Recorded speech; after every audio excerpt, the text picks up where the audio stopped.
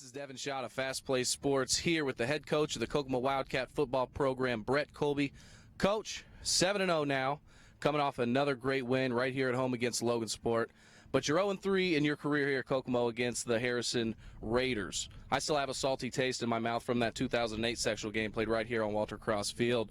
But what's this Wildcat team have to do to go into Harrison and get the first win in your tenure here?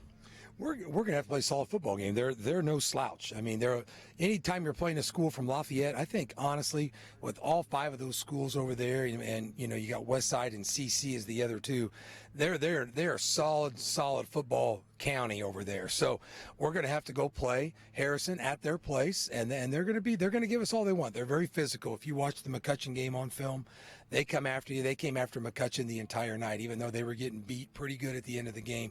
They never stopped playing. Now that's a big rival game for them, but you know, they had our number twice last year, and I know they were awfully proud to beat us both times. They made big comments on the field. You know, we were at, I think both games we were top spot or one or two in scoring in the state in 5A, and you know, you hear the kids over there talking about that. Hey, we just shut down the number one team. You know, so they know who we are.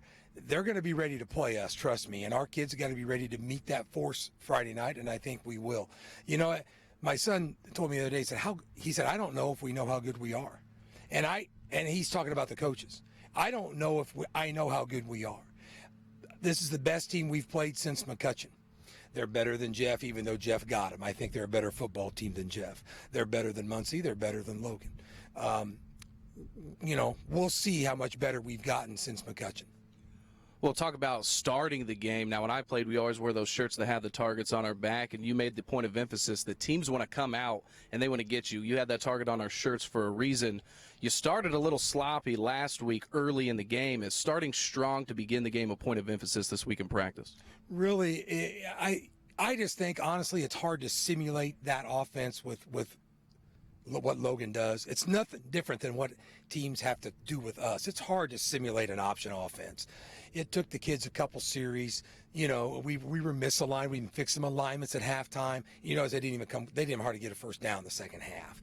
So, you know, I think it was for us getting adjusted to them, you know, getting adjusted to the game time speed. And sometimes that happens in the first part of a game, the first quarter.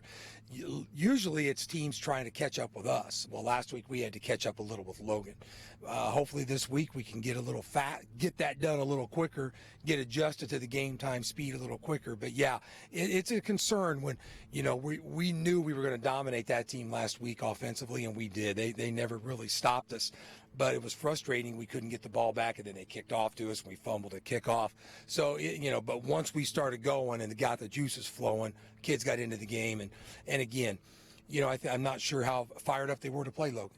I know this week we've had a great couple days of practice. Really, we have. And I know the kids are looking forward to Friday.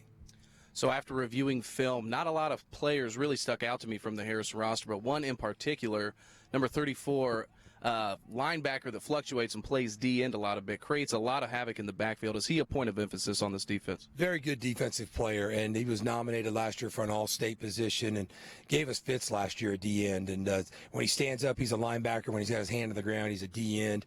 And he played man-on-man against that kid from McCutcheon, that tight end, last week, and held his own in there. He's a tough player, and you know, we got to know where Colin's at all the time, and a lot of the stuff we're calling this week is based on where and how he's aligned. So, you know, we know him. We've seen him 2 years in a row, and you know, not only him, but they got a kid named Dakota at an inside backer that's a heck of a football player, number 32. I think he had 17, 18 tackles against us last year in a sectional championship game. So, you know, they've got a couple good kids, and they're no slouches anywhere around. But hopefully we can get some athletes in space and create some plays in our gun this week. We've been working a lot on it and grinding it out and smacking them a little bit in the double wing and see what we got.